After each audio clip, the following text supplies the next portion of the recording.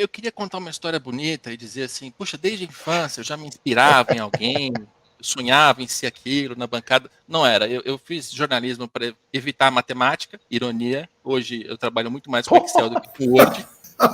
E um dos primeiros estágios que eu tive foi na Máquina do Esporte, que é um site de cobertura do marketing esportivo. Massa. E aí, quando eu entro na máquina, claro, não foi proposital, assim, foi a vaga que apareceu, que eu consegui. Aí eu entrei e vi lá o Eric Betting, vi o Guilherme Costa, que era o editor do site.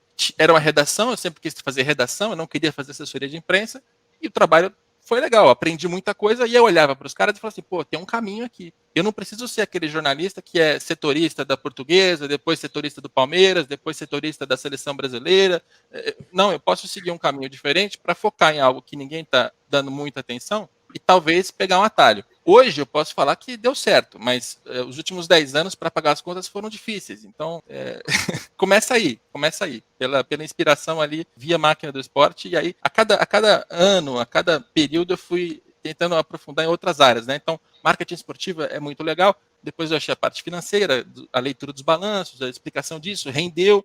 Aí eu passo um pouco mais para política, enfim. Quando você vai para o Grupo Globo, você já vai abordando esse contexto fora das quatro linhas, é isso? Todos os empregos que eu tive, eu tentei me meter nessa área. Então, quando eu saí da Máquina do Esporte, fui para a Época Negócios, que é uma revista de negócios, concorrente da Exame na Editora Globo, eu fui lá para ser repórter do site. Então, eu fazia tudo que me mandavam fazer para o site. E também tinha um blog para falar de negócios no futebol. Só que, assim, não é que nunca, tirando os últimos 2 anos, nunca me disseram assim, olha, pode trabalhar à vontade aqui no que você quer fazer, porque isso vai dar resultado, as pessoas gostam, é relevante. Não, eu sempre tive que trabalhar tudo que me pediam e na hora extra ali, no sacrifício, e correr atrás para apurar, produzir, escrever, publicar. Mas deu certo, cara, deu certo. A partir da Época Negócios, saí, tive um blog no GE, no Globoesporte.com na época ainda, não chamava GE, fui para a revista Época, comecei a fazer os comentários da Sport TV e aos poucos eu acho que eu fui demonstrando uma necessidade, né, de ter uma cobertura voltada para o que está acontecendo fora do campo. Me sinto bem sucedido, mas foi difícil. Às vezes liga para questionar, para dizer, não, mas essa palavra, esse tom. Uma coisa boa que acontece comigo é que raramente eu não me lembro de um dirigente ligar e falar assim, não, você errou aqui. Isso aqui está errado. Que bom, que bom. Então, essa é a minha maior preocupação. E essa geralmente eu não tenho. Agora, quando o dirigente fica incomodado, fica puto, beleza, aí não gostou da palavra, achou que eu usei catástrofe e deveria ser apenas péssimo, tudo bem, aí é uma outra questão.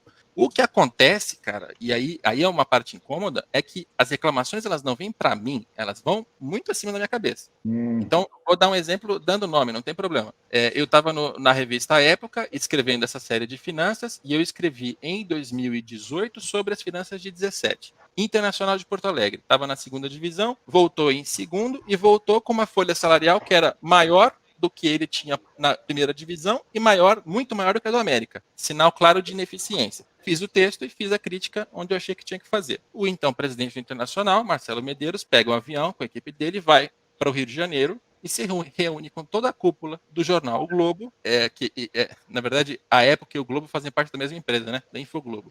Se reúne com toda a cúpula para fazer todas as suas cobranças, questionamentos, reclamações, tal. O que ele talvez não soubesse é que quando você vai reclamar com o meu chefe lá em cima sobre o trabalho que eu fiz, não estando errado, sendo só uma questão de tom crítico, ele está me ajudando.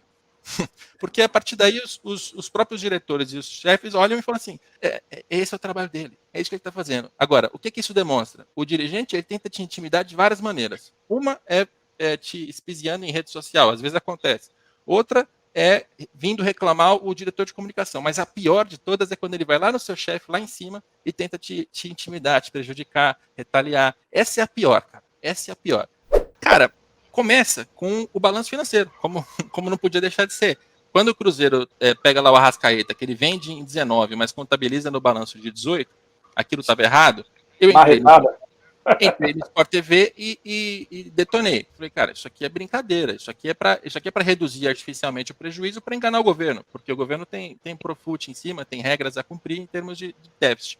Como eu fui crítico em relação àquilo, eu saí do programa, tocou meu celular com uma pessoa que eu já conhecia, dizendo, olha, eu tenho documentos em relação ao Cruzeiro. Eu vou ir te passando os documentos, você vai fazendo as matérias, a gente vê onde é que vai dar. E aí eu falei, olha, eu não vou trabalhar assim. você vai me passar tudo, eu vou checar tudo, e aí quando a história tiver conferida e ela parar em pé, a gente vai fazer uma grande reportagem. Blefei, porque se ele dissesse, não, assim não me interessa, ele podia dar para a concorrência. Eu não ia gostar, mas tudo bem. Funcionou. E aí, coincidentemente, naquele mesmo dia, essa foi a primeira fonte. Uma segunda fonte procurou dizendo, cara, tem coisa errada lá, tem alguém aqui que tem acesso a contratos e tem coisa para me entregar. Te interessa? Interessa. E aí ele encontrou essa pessoa, pegou um pendrive, voltou para casa, me mandou.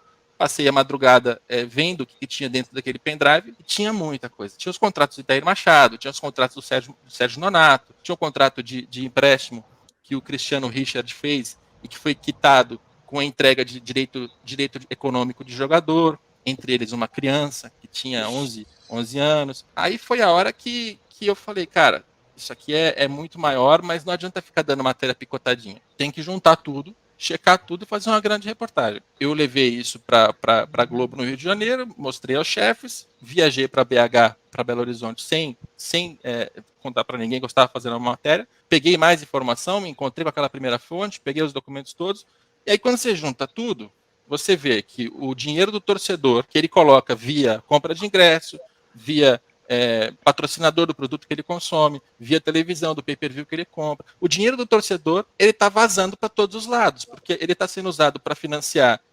jornalista, torcida organizada, conselheiro, dirigente, valores absurdos e casos que interessariam depois a polícia. E assim foi, cara. Esse é o resumo. E aí a Gabriela Moreira entra na reportagem para participar. Ela traz várias competências que eu não tenho, várias fontes que eu não tenho. A coisa cresce. Inicialmente iria para o Esporte Espetacular no domingo de manhã. E aí tomaram a decisão de botar no Fantástico à noite. Assim, a liga foi anunciada, parece até que é uma coisa já que está firme, sólida, vai acontecer. A gente não sabe. Em especial porque esse foi o primeiro movimento, mas a gente não sabe quem vai se opor a ele. Ou melhor, a gente já desconfia fortemente. Porque, imagina o seguinte, os clubes se juntam, formam uma liga de clubes. Eles vão organizar o campeonato. Primeira entidade que deve se opor, CBF. Hoje os campeonatos nacionais estão na mão da CBF. Ela não ganha dinheiro de fato com eles, mas ela tem algum poder ali, né?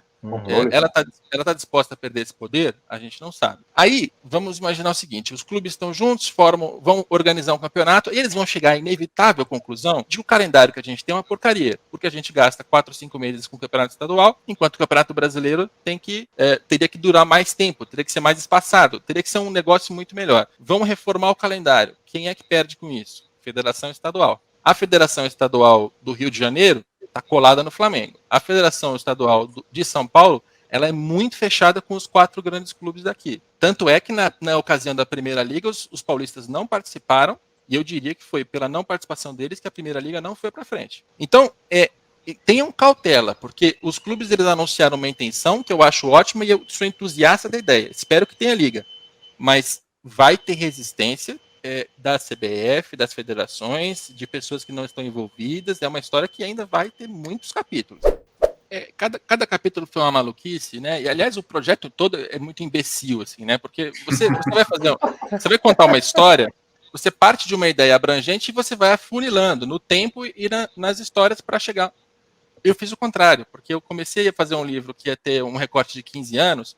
Aí eu falei, mas peraí, para eu entender o Botafogo que foi rebaixado em 2002, eu preciso voltar um pouquinho, cair em 43, 42, 40. Caramba.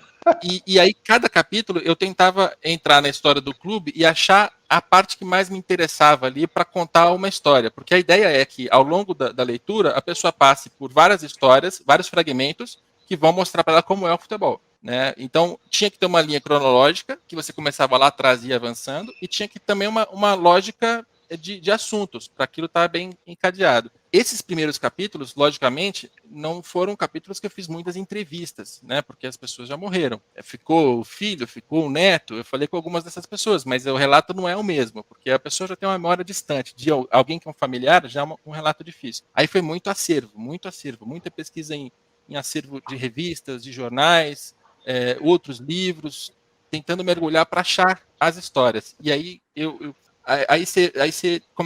achei ótimo, foi um processo de amadurecimento para mim, porque quando a gente começa a trabalhar aqui em 2010 na máquina do esporte, você tem uma visão que é um pouco restrita ao seu tempo de vida. Aí você ouve o dirigente falar assim, não, porque nós vamos fazer a internacionalização do clube. Oh, que coisa inovadora. Só que o Santos tinha mais da metade do faturamento vindo do exterior. Em 60. Em 60. O futebol não começou hoje, não. O futebol começou há muito tempo.